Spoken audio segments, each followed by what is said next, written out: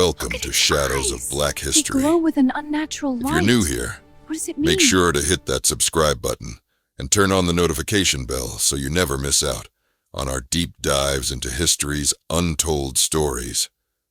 We'd love to know where you're tuning in from.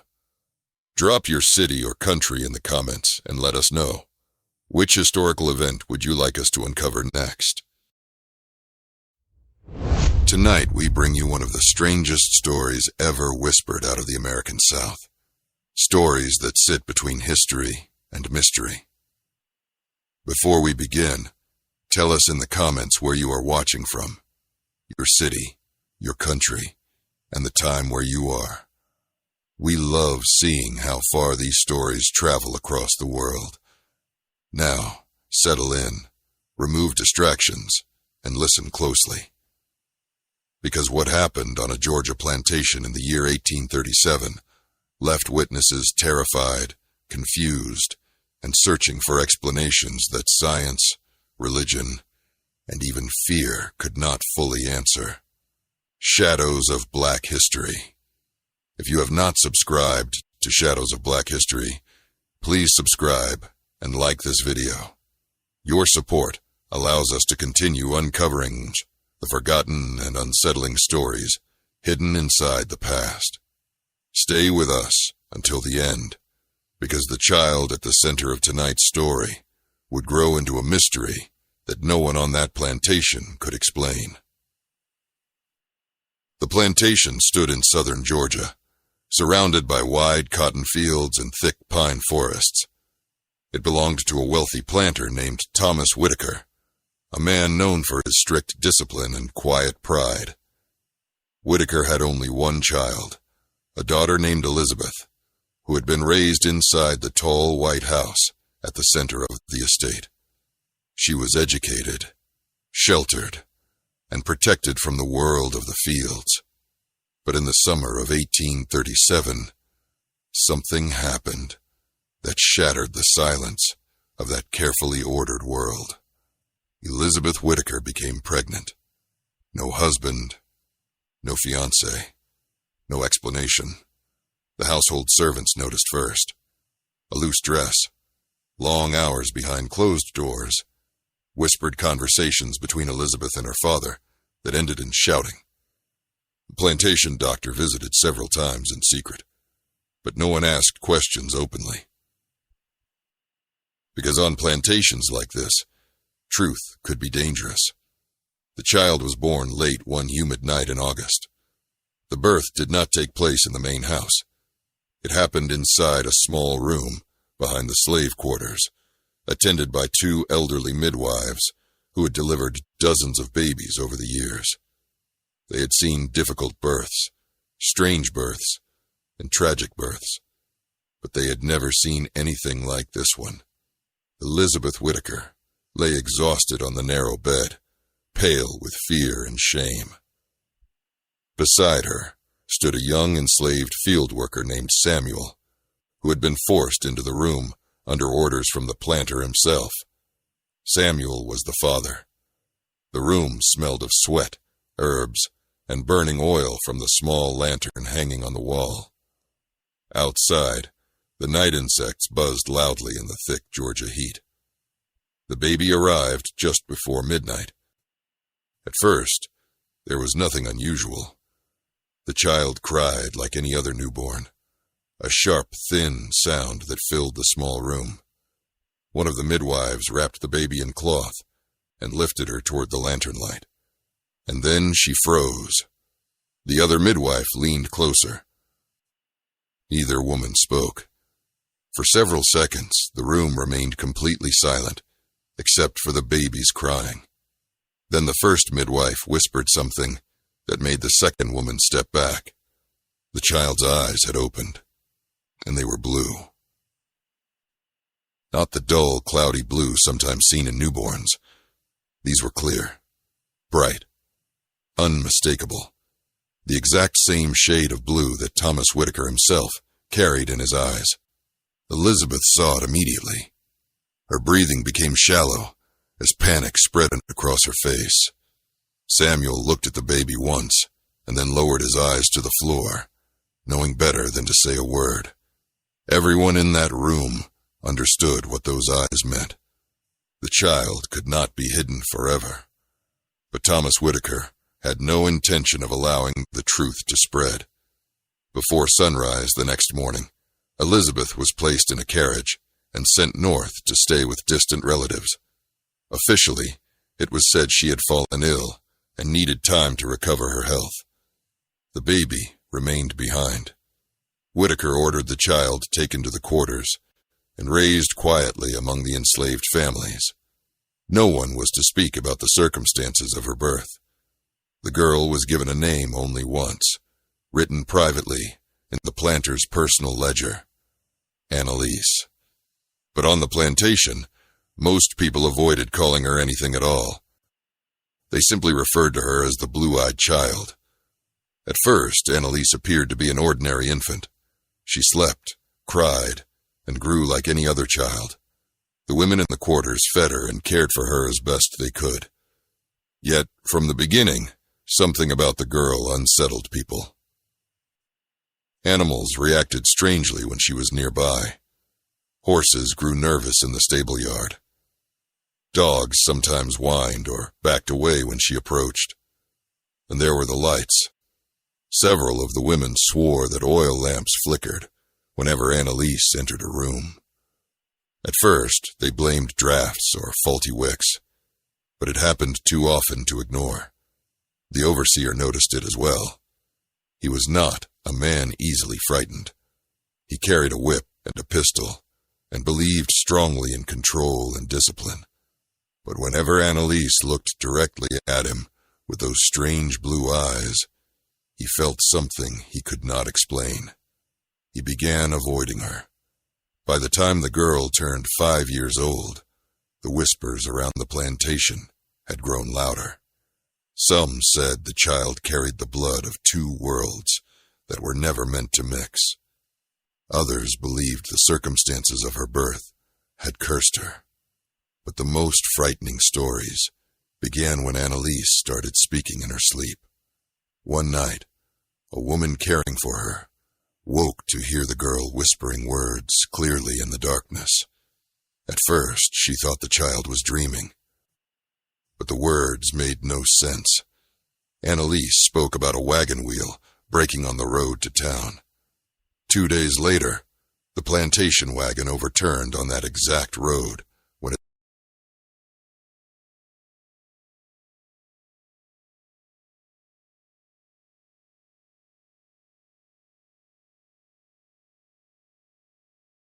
wheel snapped.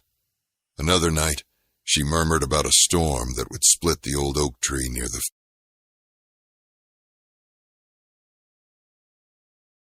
fields. The sky was clear at the time. 3 nights later, lightning struck the tree and shattered it in half. The story spread quickly. People began avoiding the small cabin where Anelise slept.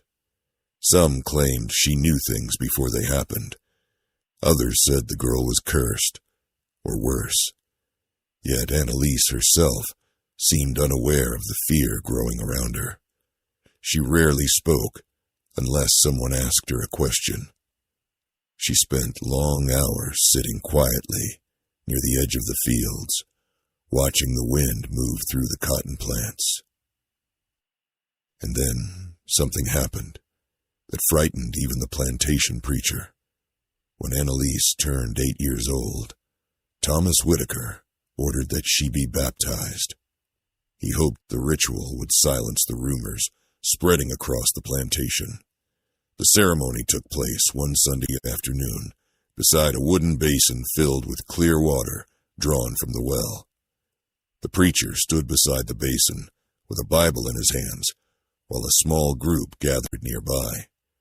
Anelise stepped forward calmly. Her blue eyes reflected the bright afternoon sun. The preacher placed his hand gently on her head and began reciting the baptism prayer. For several seconds, nothing unusual happened. Then the water inside the basin began to change. One of the women gasped. The clear surface slowly darkened. Within moments, The water had turned black. Not muddy, not cloudy. Black.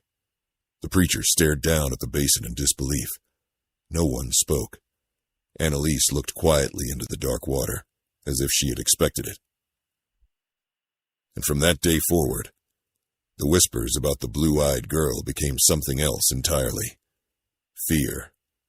Because the people on that Georgia plantation had begun to wonder if Anelise Whitaker was not just a strange child, but something the world had never seen before. Fear spread slowly at first, like fog rolling across the Georgia fields in the early morning. No one wanted to speak openly about what had happened during the baptism. Yet every person who had stood near the basin that afternoon carried the memory with them. Clear water did not turn black without reason. The preacher himself had no explanation. He insisted that the basin had been clean, the well water fresh. He prayed over the girl again the following week, but this time he did it quietly inside the small wooden church, far away from the curious eyes of the plantation workers. Nothing unusual happened during that second prayer. Still, the preacher never again asked Anelise to stand near the baptism basin. After that day, people began watching the girl differently. Some avoided walking near her when she passed through the yard. Others lowered their voices whenever she approached. Children who once played beside her now drifted away, uneasy without fully understanding why. Anelise noticed the distance growing around her, but she did not protest. She had always been quiet. Silence had followed her since the day she opened her strange blue eyes beneath the lantern light. The overseer continued pretending that nothing about the girl disturbed him, yet he kept his distance more carefully than before. When he saw Anelise crossing the yard, he often turned his attention elsewhere. Once, while checking the cotton rows, he caught her watching him from the edge of the field. She stood still, expression calm, eyes reflecting the afternoon sun in a way that made him uncomfortable. For a moment, neither of them moved. Then the overseer broke the stare first and walked away quickly. Later that evening, he told one of the other men that the girl's gaze felt like someone reading his thoughts. Anelise spent most of her days near the quarters, where the women worked and cooked. She helped with small tasks, carrying water, gathering wood, and watching over younger children. But there were moments when she seemed to drift away from the ordinary world around her. Sometimes she would sit beneath the old oak tree near the edge of the fields and stare toward the distant forest, as if listening to something no one else could hear. It was during one of those quiet afternoons that another strange thing happened. A group of women were washing clothes near the well when Anelise walked slowly across the yard and stopped beside the water bucket. She leaned over the rim and looked down into the dark surface for several seconds. Then she spoke softly. "The river will rise tonight." One of the women laughed nervously. The sky above them was bright and clear. Not a single storm cloud moved across the horizon. But that night, heavy rain began falling after midnight. By morning, the nearby river had flooded its banks and washed out the small wooden bridge used by wagons traveling to town. When news of the flooding reached the plantation, several of the women exchanged uneasy looks. They remembered exactly what the girl had said beside the well. From that moment forward, people began listening more closely whenever Anelise spoke. Months passed, and the strange stories continued. She once warned a stable boy not to enter the barn that morning. He ignored her, thinking she was only being strange again. Minutes later, one of the horses kicked loose from its stall and smashed through the wooden gate. nearly crushing the boy against the wall. Another time, she refused to drink milk brought from the dairy house. When the woman carrying it insisted, Anelise quietly pushed the cup aside. Later that evening, several people who had drunk the same milk became violently sick after it spoiled in the heat. None of these events alone proved anything unusual, but together, they created a growing sense that the girl knew things before they happened. Thomas Whitaker heard the whispers as well. Servants carried news faster than any wagon could travel. At first, he dismissed the stories as superstition. Plantation life was full of rumors and strange beliefs. But as the years passed, and the stories continued multiplying, even he began to feel uneasy. One evening, he called the overseer into his study. "Tell me honestly," Whitaker said, standing beside the tall window overlooking the fields. "Is there something wrong with that girl?" The overseer hesitated before answering. "I cannot explain it," he said finally, "but the people are afraid of her." Whitaker frowned. "Afraid of a child?" "Yes, sir." The overseer shifted uncomfortably before continuing. "They say she knows things." Whitaker remained silent for a long moment. Then he dismissed the overseer and poured himself a glass of whiskey. As he stared out across the darkening plantation fields, he felt something he had not felt since the night the child was born. Unease, because he remembered the midwife's face when she first lifted the baby into the lantern light. He remembered the silence that filled the room when everyone saw those impossible blue eyes. And deep down, he knew the whispers surrounding Anelise would never completely disappear. Meanwhile, the girl herself continued growing older, moving quietly through the plantation world like a shadow people could not fully understand. By the time she reached the age of 10, the stories about her had spread beyond the plantation fences. Travelers passing through nearby farms began hearing strange rumors about a child who could see the future and whose presence disturbed animals and darkened water. Some laughed at the tales. Others crossed themselves when they heard her name. But those who lived closest to the plantation knew one thing for certain. Something about Anelise Whitaker could not be easily explained. And the older she became, the stranger the stories around her would grow. By the time Anelise reached the age of 10, the plantation had changed in ways that were difficult to describe, but impossible to ignore. The cotton fields still stretched wide across the land. Wagons still rolled toward town every week. Overseers still shouted orders beneath the hot Georgia sun. Yet beneath that familiar rhythm, there was a quiet tension that had not existed before.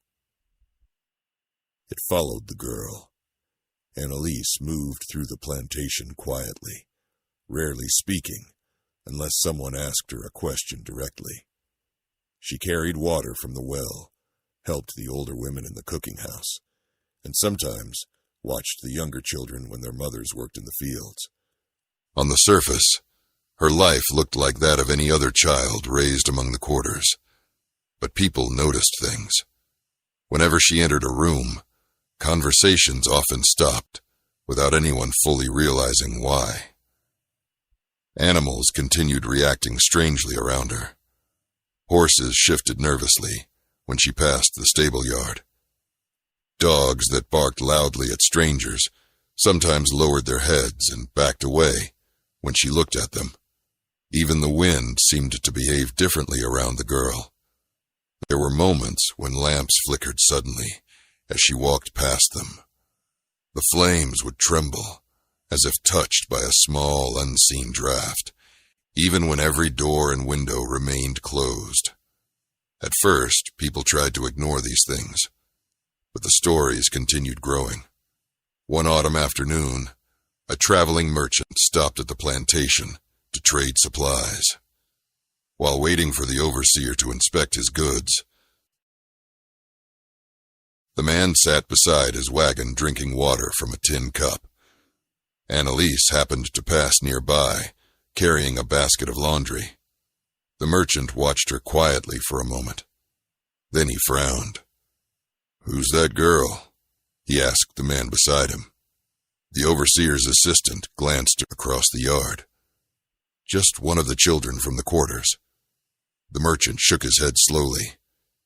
"There's something strange about her eyes." The assistant laughed uneasily. "You are not the first person to say that." The merchant continued watching Anelise until she disappeared around the corner of the kitchen house. Later that evening, he refused to stay overnight on the plantation as he had planned. Instead, he hitched his wagon and left before sunset. Some said he looked frightened. But the strangest events began happening during the winter that followed. That year, the cold arrived early across southern Georgia. Frost covered the fields in the mornings, and the plantation workers gathered around fires at night to stay warm. One evening, several families sat inside a small cabin, sharing food while the wind rattled the wooden walls outside. Anelise sat quietly near the fire, listening to the adults talk about the coming harvest season. Suddenly, she looked up. "The tree will fall tomorrow," she said softly. The woman beside her frowned. "What tree?" Anelise pointed toward the dark window. "The big one by the road."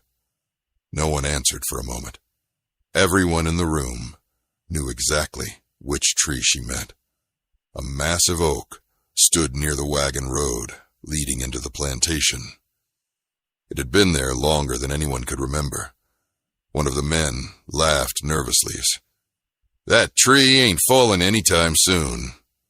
But the next afternoon, a violent windstorm swept across the plantation without warning. By sunset, the old oak tree had been torn from the ground and crashed across the wagon road. When the news reached the quarters, several people sat in silence, remembering what Anelise had said the night before. The whispers grew louder after that. Some believed the girl possessed a strange gift. Others feared something darker followed her.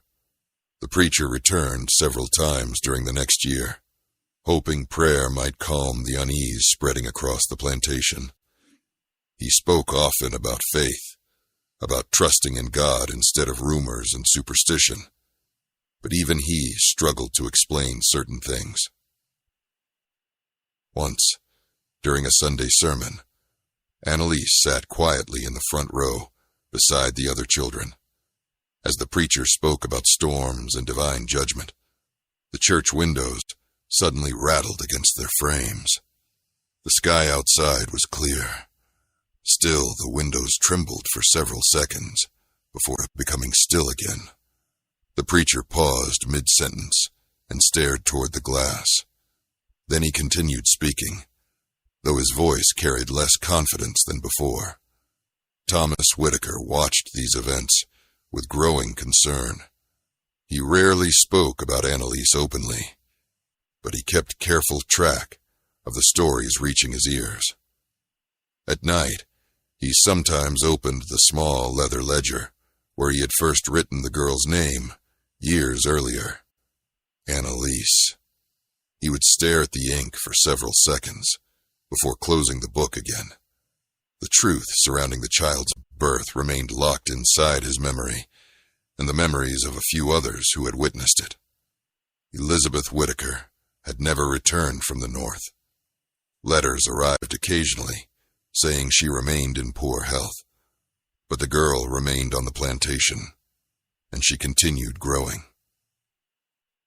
By the time Anelise turned 12, the fear surrounding her had changed into something more complicated. Some people still avoided her completely. Others treated her with a strange mixture of respect and caution. A few even sought her out quietly. One woman whose husband had been injured in a field accident approached Anelise one evening near the well. "Will he live?" she asked softly. Anelise looked at the ground for a moment. Then she nodded. Yes. 2 weeks later, the man recovered enough to walk again. Word of that moment traveled quickly. Soon, others began coming with similar questions. A mother worried about her sick child. A young man afraid of being sold south. A worker concerned about a coming storm. Anelise never claimed to know the answers. Sometimes she simply shook her head. Other times she gave quiet replies that made little sense until later events proved them true. Still, she never seemed proud of the attention. If anything, she appeared tired of it. One evening, an older woman who had known her since infancy asked her a question no one else had dared to speak aloud. "Child," the woman said gently, "how do you know these things?" Anelise looked toward the dark fields beyond the quarters. "I don't know," she said. "They just come." The woman studied the girl's face carefully. "And the water at your baptism?" she asked. "Do you remember that?" Anelise nodded slowly. "I remember." "What happened?" The girl remained silent for several seconds. Then she answered in a voice so quiet, the wind nearly carried it away. "The water showed what people were afraid to see." The old woman did not ask it any more questions after that, because by then, everyone on the plantation had already realized something strange. Anelise was no longer just the child with the impossible blue eyes. She had become something else entirely, a mystery that seemed to grow deeper with every passing year. As Anelise grew older, the plantation learned something unsettling. The strange events did not fade with time. If anything, they became sharper, more precise, as if whatever followed the girl had begun to understand the world better through her eyes. By the time she reached 13, people no longer whispered only about her birth. They whispered about the things she knew. It began one spring evening when the sun hung low over the fields and the workers were returning to the quarters after a long day of planning. Anelise stood near the fence line watching the sky turn red over the distant pine forest. A young boy ran past her, carrying a wooden bucket, laughing as he chased another child through the dust. Anelise suddenly called out to him, "Don't go to the river tomorrow." The boy slowed and looked back. "Why?" But Anelise only shook her head and turned away. The next afternoon, several children slipped away from their chores and walked down to the riverbank to swim. The same boy Anelise had warned stepped onto a loose rock near the edge of the water. The stone shifted beneath his feet, and he fell hard against the current. For a moment, he disappeared beneath the muddy surface before another boy pulled him back toward the shore. When they returned to the plantation, soaked and frightened, the boy remembered what Anelise had said the evening before. Word spread quickly. After that day, people began watching her more carefully than ever. Some treated her gently, as if they believed she carried a gift that might protect them. Others stayed away entirely, afraid that the strange knowledge inside the girl might somehow spread. Thomas Whitaker noticed the change as well. The workers spoke about Anelise differently now. They no longer called her simply the blue-eyed child. Some had begun referring to her as the Watcher. Whitaker disliked that name. One afternoon, he ordered Anelise brought to the main house. It was the first time she had stepped inside since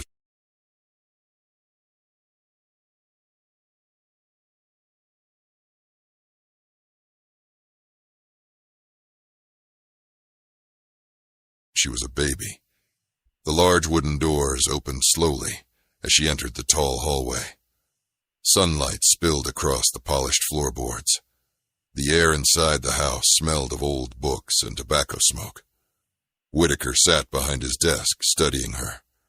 For a moment, neither of them spoke, Then the planter leaned forward slightly.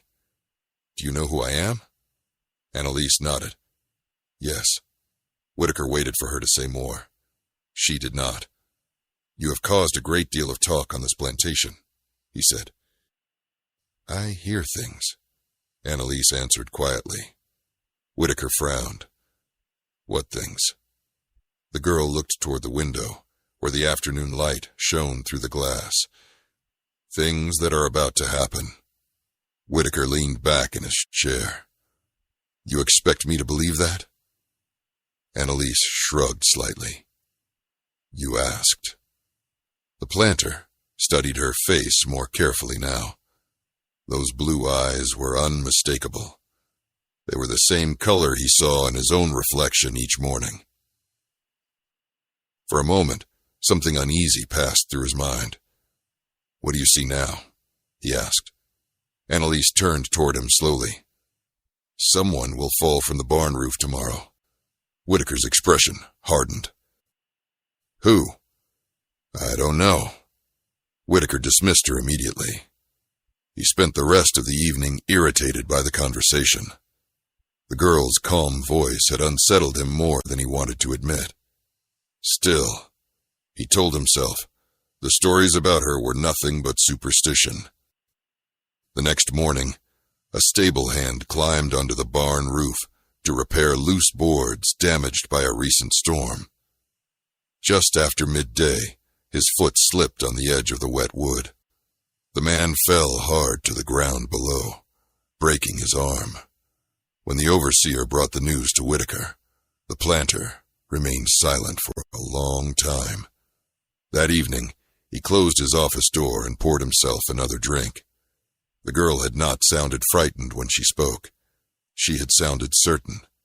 Outside, life on the plantation continued moving forward. But the stories about Anelise were no longer contained within its fences. Travelers began carrying the rumors to nearby farms and towns. Some described her as a strange child who could see storms before they formed. Others claimed she could read books without ever being taught. One story in particular began spreading quickly. A teacher passing through the area once stopped near the quarters while delivering letters to the plantation house. He carried a small Bible with him, and while waiting, he opened the book and began reading quietly. Anelise walked past and glanced down at the page. Then she began speaking. Word for word, she repeated the passage the teacher had been reading. The man lowered the book slowly. "How did you learn that?" he asked. Anelise shook her head. "I didn't." The teacher stared at the page again, then back at the girl. He closed the Bible and left the plantation without saying another word. By the time Anelise turned 14, the fear surrounding her had become something deeper. Even the overseers avoided confronting her directly. When she walked through the yard, conversations often faded into silence until she passed. But the strangest change was happening inside Anelise herself. The visions were coming more often now. She no longer spoke about them as casually as she had when she was younger. Sometimes she would wake in the middle of the night and sit quietly outside her cabin, staring toward the dark forest. One night, an older woman found her there. "What do you see out there?" the woman asked. Anelise answered slowly. "Things that are still coming." The woman wrapped her shawl tighter around her shoulders. "Are they bad things?" Anelise thought for a moment. Yes. The woman followed the girl's gaze toward the dark horizon. "What kind of things?" The wind moved softly through the trees before Anelise spoke again. "Fire." Then she added something that made the woman's heart begin to pound. "And soldiers." At the time, the words meant very little. Georgia was quiet. The plantations continued producing cotton, just as they always had. But Anelise seemed to be looking far beyond the present moment, and somewhere in the future, she saw something coming that would change the entire South. Something no one on that plantation was prepared for. Something that had not happened yet,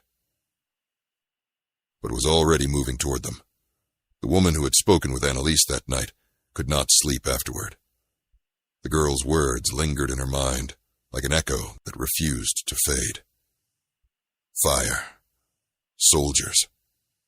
Those things did not belong to the quiet life of the plantation. The fields were calm, the towns nearby were small, and war felt like a distant idea spoken about only in newspapers that few people on the plantation could read. Yet Anelise had spoken with the same calm certainty she used whenever she described smaller events that later proved true. For several weeks, nothing unusual happened. The plantation continued its routine. Wagons rolled along the dusty road toward town. Cotton plants grew taller under the warm Georgia sun. Workers moved through the fields from sunrise to sunset, as they always had. If Anelise continued seeing things in the future, she kept most of those visions to herself. But the strange silence surrounding her never fully disappeared. One evening, near the end of summer, the plantation blacksmith noticed something while repairing a broken wagon wheel. Anelise had wandered near the open barn and was watching him work. The man had known the girl since she was a baby, and unlike many others, he did not avoid her presence. Still, he sometimes felt uneasy under the quiet weight of her gaze. "You stare at things like you already know how they end," the blacksmith said with a half-smile. Anelise tilted her head slightly. "Sometimes I do." The blacksmith paused and wiped sweat from his hands. "Then tell me something," he said. "Will this wagon make it to town tomorrow without falling apart again?" Anelise stepped closer to the wheel and ran her fingers across the wooden rim. "It will reach the bridge," she said. "And then?" She looked toward the distant road. "Then the driver will have to walk." The blacksmith laughed softly and finished his work. The next morning, the wagon left the plantation, carrying several barrels of supplies.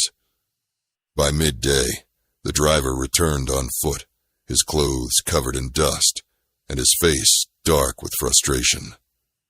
The wagon had broken an axle just past the bridge crossing the river. The blacksmith did not laugh the next time he saw Anelise. Stories like this began traveling farther beyond the plantation.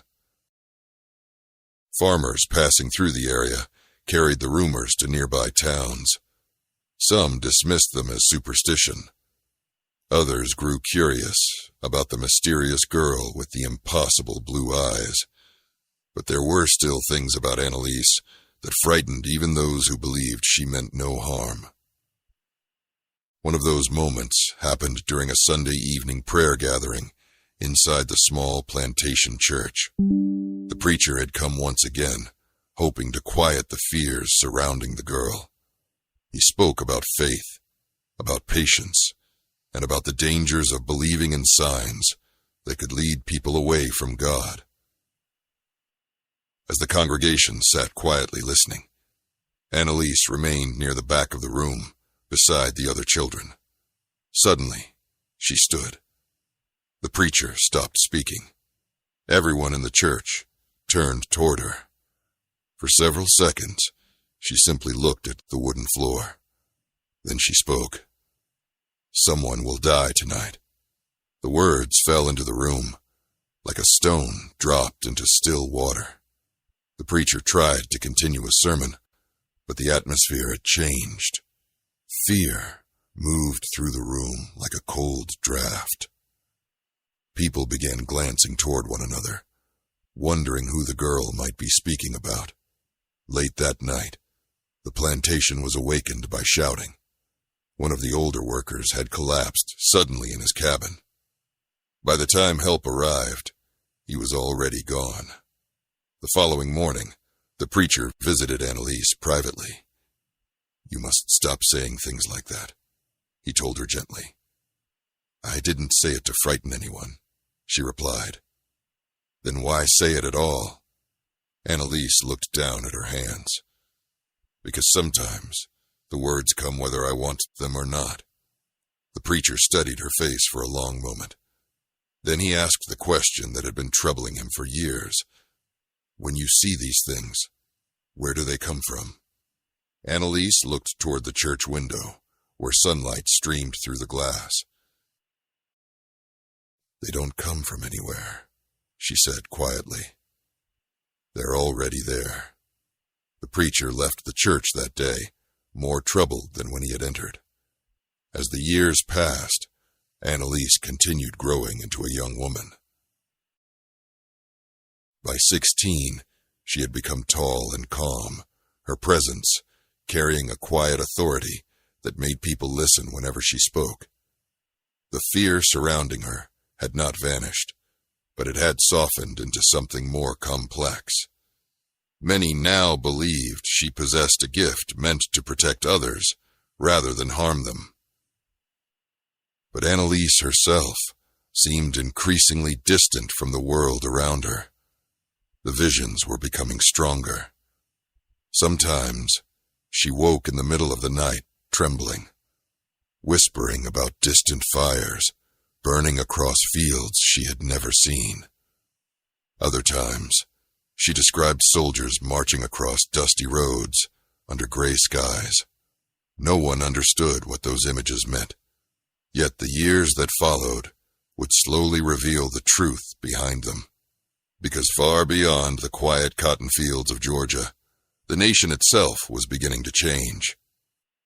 Arguments about slavery were growing louder in northern cities. Newspapers spoke of tensions rising between states. Politicians argued in crowded halls about laws that threatened to divide the country. Those arguments felt far away from the plantation, but Anelise seemed to see something approaching, long before anyone else. One evening, she stood again beneath the old oak stump where the fallen tree once stood. The sun was setting behind the forest, casting long shadows across the fields. An elderly woman approached her slowly. "You're looking at the future again, aren't you?" the woman asked. Anelise nodded. "Is it the same thing you saw before?" "Yes." "What do you see this time?" Anelise's blue eyes reflected the deep orange light of the sunset. "I see the plantations burning," she said softly. The woman's breath caught in her throat. "And the soldiers?" Anelise looked toward the distant road, leading away from the plantation. "They're coming closer now." The wind rustled through the cotton plants around them. For the first time since Anelise was born, the future she saw was no longer far away. It was moving toward them, slowly, but steadily. And when it finally arrived, the strange girl who had frightened a plantation with her visions would become something else entirely. Someone people would remember, long after the war she had already begun to see. The years that followed moved slowly across the Georgia countryside, but the tension Anelise had spoken about seemed to grow quietly in the background of everything. By the time she turned 17, the plantation no longer felt like the same place it had been during her childhood. People still worked the cotton rows, and wagons still traveled the dirt road toward town, yet conversations had begun to change. Men spoke more often about politics, about northern states, about speeches made in distant cities that few of them had ever visited. Anelise listened to those conversations without joining them. She had grown into a tall young woman with the same calm presence that had unsettled people since the day she was born. Her blue eyes remained impossible to ignore. When sunlight touched them, they reflected a brightness that reminded many of Thomas Whitaker himself. Some said the resemblance had become stronger with age. Whitaker noticed it too. From time to time, he would see Anelise crossing the yard and pause wherever he stood. The girl carried the same quiet confidence that Elizabeth had once shown as a child. Yet there was something deeper in Anelise, something that made even Whitaker feel uneasy when she looked at him. He rarely spoke to her anymore, but he watched. By now, the rumors surrounding Anelise had spread far beyond the plantation. Travelers occasionally arrived, hoping to see the mysterious girl for themselves. Some came out of curiosity. Others came because they believed she possessed some strange power. Whitaker refused them all. The plantation gates remained closed to outsiders asking about her. Still, stories traveled faster than fences could stop them. Some said Anelise could see storms days before they arrived. Others claimed she had predicted accidents that saved lives. A few whispered darker things, stories about animals behaving strangely near her, or shadows moving where no light should exist. Anelise never encouraged those stories. In truth, she had begun speaking less and less about the visions that came to her. They were no longer simple warnings about falling trees or broken wagons. The images she saw now were larger and more troubling. Fire, smoke rising across fields, men in uniforms marching across unfamiliar roads. Sometimes, the visions came so suddenly that they left her breathless. One evening, she collapsed while carrying water from the well. The bucket rolled across the ground as the women nearby rushed to help her. When Anelise opened her eyes again, she looked terrified. "What did you see?" one of the women asked. Anelise struggled to sit upright. "Cities burning," she whispered. "Whose cities?" "I don't know." The woman helping her frowned. Maybe it was just a dream. But Anelise shook her head slowly. It wasn't a dream. Later that night, she walked alone toward the edge of the plantation fields where the forest began. The sky above was dark and full of stars. The air carried the warm scent of summer grass and pine.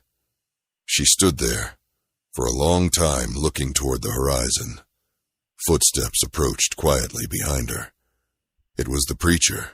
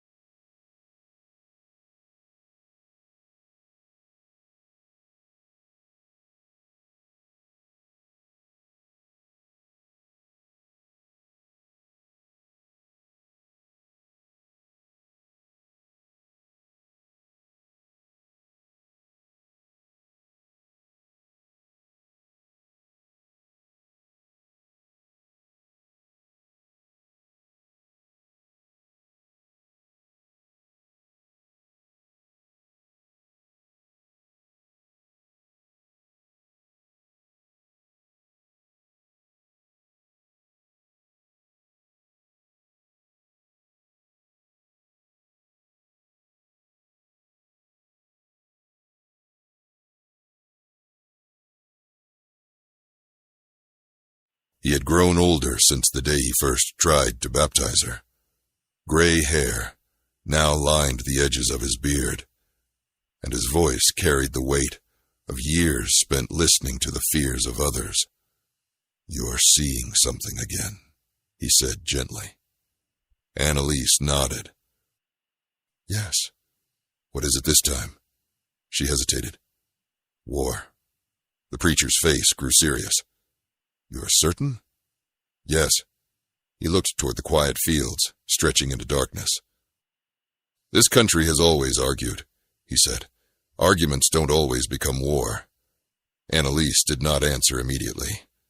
Then she said something that made the preacher feel a chill move through his chest. "This one will." For several moments, neither of them spoke. Finally, the preacher asked the question that had been growing in his mind for years. "When you see these things, do you ever see yourself?" Anelise looked down at the ground. "Sometimes." "And what happens to you?" She remained silent for so long that the preacher thought she might not answer. But then she spoke. "I leave this place." The preacher exhaled slowly. "Do you know where you go?" "No. But I know it happens when the soldiers arrive." The wind moved gently through the cotton plants nearby, making the fields whisper softly in the darkness. The preacher looked back toward the plantation house, standing tall above the fields. If the girls' visions were true, the quiet world they knew was about to change forever. And somehow, Anelise seemed to be standing at the edge of that future, long before anyone else could see it. As the months passed, tension across the country continued growing. Newspapers arriving in nearby towns spoke about heated debates between northern and southern states. Politicians argued about laws and rights that most plantation workers could barely understand. Yet, Anelise watched those events unfold with the strange calm of someone who had already glimpsed where they were leading. One afternoon, she stood beside the road, leading away from the plantation. A group of men from town had stopped nearby, discussing the latest news from Washington. "The country is splitting apart," one of them said. "Maybe it needs to," another replied. Anelise listened quietly before turning back toward the fields. She already knew what those arguments would become. War was coming. And when it finally reached the Georgia countryside, the mysterious girl with the impossible blue eyes would no longer remain hidden among the whispers of one plantation. Because the world beyond those fields was about to change, and Anelise had been watching it arrive for years. The winter that followed felt heavier than any season before it. Even those who paid little attention to politics could sense that something across the country was shifting. Travelers arriving from nearby towns carried news that sounded increasingly troubling. Arguments in distant government halls had turned bitter. Newspapers spoke openly about states threatening to leave the Union. Some men dismissed the talk as politics, but others watched the horizon with quiet worry. Anelise listened to those conversations the way she always had, silently and carefully. By the time she turned 18, she no longer seemed like the strange child people once whispered about. She had become a young woman with a calm presence that drew attention wherever she walked. Yet the mystery surrounding her had not faded. If anything, it had grown deeper with age. Her visions had changed as well. They no longer came as scattered warnings about small accidents or storms. Now, they arrived in long, vivid flashes that left her shaken. She began seeing images she had never experienced before. Lines of soldiers moving through smoke, buildings burning beneath dark skies, and fields that looked disturbingly like the ones surrounding the plantation. One evening, Anelise was sitting near the edge of the cotton rows when the overseer approached. He had grown older since the day she first frightened him as a child, but the unease in his voice remained. "You're staring off again," he said. She did not turn toward him. "I see something." "What now?" he asked. Anelise pointed toward the road leading into the plantation. "They will come from that direction." The overseer followed her gaze, but saw nothing except dust drifting across the empty road. "Who will?" "Soldiers." The overseer laughed uneasily. "There ain't going to be soldiers marching through these fields." But Anelise's expression did not change. "Yes," she said quietly. "There will." Within a year, her words began proving true. In the spring of 1861, news reached Georgia that war had finally broken out. Southern states had begun separating from the Union, and soldiers were gathering across the South. Towns that once felt quiet now filled with men preparing for battle. The plantation changed quickly after that. Young white men from nearby farms joined military units. Wagons carrying supplies rolled along the road more frequently. Rumors spread about battles happening in places few of the workers had ever heard of. Anelise watched these events unfold with the same calm she had always shown. She had already seen them. But something about the future was still changing in ways even she had not expected. The visions grew stronger. Sometimes she woke before dawn, trembling, after seeing entire towns burning in the distance. Other nights, she spoke quietly in her sleep about long columns of soldiers moving through the forests. One night, the preacher found her again, standing near the edge of the plantation fields. "You've seen something new," he said. Anelise nodded slowly. "They're closer now." "The soldiers?" "Yes." The preacher looked toward the dark road leading through the trees. "Do you see what happens when they arrive?" For a moment, Anelise did not answer. Then she said something that made the preacher's chest tighten. "The plantation ends." The wind moved through the cotton plants like a whisper. "Ends how?" he asked carefully. "Fire," Anelise said. "And people leaving." The preacher lowered his head. "You mean freedom?" Anelise did not answer directly, but the silence between them carried its own meaning. Months later, the war finally reached Georgia. Union soldiers began moving through parts of the state, burning supply depots and taking control of towns along their path. Word spread quickly that entire plantations were being abandoned as enslaved people fled toward the approaching army. One afternoon, a distant rumble echoed across the fields. At first, it sounded like thunder, but the sky was clear. Then dust appeared along the road. A line of soldiers marched slowly toward the plantation gates. The overseer rode forward nervously to meet them while workers gathered quietly near the quarters, watching from a distance. Anelise stood beside the old oak stump where the fallen tree once stood. She had seen this moment long before anyone else. Smoke already drifted faintly from the far end of the property, where soldiers had begun burning storage sheds used to hold cotton. The plantation world that had existed all her life was ending exactly the way she had described years earlier. Fire. Soldiers. And people leaving. The preacher approached her slowly as the sound of marching boots filled the air. "You saw this," he said softly.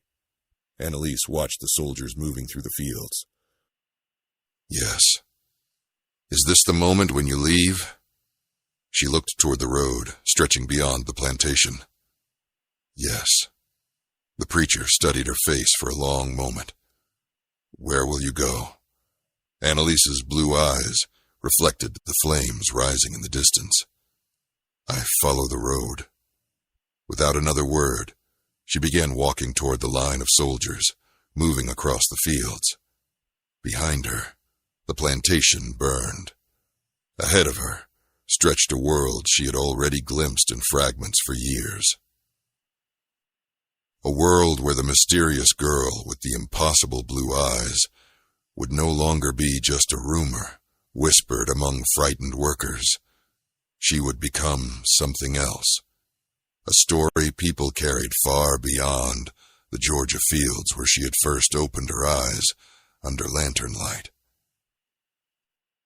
Because long after the war ended, people would still speak quietly about the girl who seemed to see the future before it arrived, the girl science could never fully explain. Anelise. The soldiers who entered the plantation that afternoon were unlike any men the workers had seen before. Their uniforms were dusty from long marches, their faces worn from months of war. Some moved quickly through the barns and storage buildings, searching for supplies. Others stood watch along the road, while officers spoke with the plantation overseer. For the people who had lived their entire lives under the plantation system, the moment felt unreal. Some stood frozen, unsure what they were allowed to do. Others whispered quietly, afraid that freedom might disappear if they moved too quickly. Anelise did not hesitate. She walked slowly toward the soldiers, with the calm certainty she had carried since childhood. The preacher followed a few steps behind her, watching carefully as the young woman approached the unfamiliar men. One of the soldiers noticed her first. He looked surprised to see someone walking so confidently toward the military column, while smoke from burning cotton sheds was drifted through the air.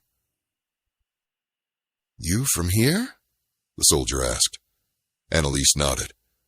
"Yes." The soldier studied her for a moment, noticing the strange blue eyes that had unsettled people for years. "You folks are free now," he said. The words hung in the air like something fragile. Anelise looked past him toward the road, stretching beyond the plantation. "I know," she replied. Behind her, more workers had begun gathering near the edge of the yard. Some stepped forward cautiously, still unsure whether the soldier's promise could truly be believed. But the plantation house was already being searched, and the barns continued burning at the far end of the property. The old world was collapsing quickly. The preacher finally spoke. "Where will you go?" he asked Anelise again. She looked toward the distant horizon. "North," she said quietly. The preacher frowned slightly. "You've seen something there?" "Yes." "What is it?" Anelise hesitated before answering. People who need to hear things before they happen. The preacher understood what she meant. For years, the girl had lived among people who feared the strange visions she carried. But beyond the plantation, there might be places where those visions could be used differently, perhaps even welcomed. As the afternoon passed, groups of newly freed people began leaving the plantation in small clusters. Some followed the soldiers. Others walked toward nearby towns, hoping to find family members who had been sold away years earlier. The road that once carried wagons full of cotton now filled with people carrying small bundles of belongings and uncertain hopes. Anelise joined them as the sun began lowering toward the trees. Before she stepped onto the road, she turned once more toward the plantation behind her. Smoke drifted upward into the evening sky, where the storage buildings continued burning. That place had been the center of every strange story about her life. It was also where her story ended, and where something else began. The preacher stood beside her quietly. "Do you still see the future the same way?" he asked. Anelise looked toward the fading light on the horizon. "Yes." "And what do you see now?" For several seconds, she remained silent. Then she answered, I see a long road. Is it a hard road? Yes, but it leads somewhere important. The preacher nodded slowly. Then you should follow it. Anelise stepped onto the dusty path and joined the others moving northward. The war continued raging across the country for several more years, reshaping cities, towns, and countless lives. During that time, many stories began circulating among the people traveling through refugee camps and freedmen settlements. Stories about a young woman with clear blue eyes who sometimes warned people about storms before they arrived. Stories about someone who predicted dangerous crossings along swollen rivers or told soldiers when enemy patrols were approaching nearby roads. The details of those stories changed depending on who told them, but one part remained consistent. Wherever Anelise traveled, strange things seemed to follow. Animals still reacted uneasily to her presence. Oil lamps sometimes flickered when she entered a room, and from time to time she would wake during the night and speak quietly about events that had not yet happened. No one ever found a scientific explanation for the girl born on a Georgia plantation in 1837 whose blue eyes stopped midwives from breathing. Some said she carried a rare gift passed down through generations. Others believed she had simply learned to read the world more carefully than most people ever could. But those who had known her since childhood believed something else entirely. They believed Anelise Whitaker had been born with the strange ability to stand slightly ahead of time itself, to see pieces of tomorrow while everyone else was still living inside today. And long after the war ended, people across the South would continue sharing the story of the girl science could never explain, the girl who had once frightened an entire plantation simply by opening her eyes.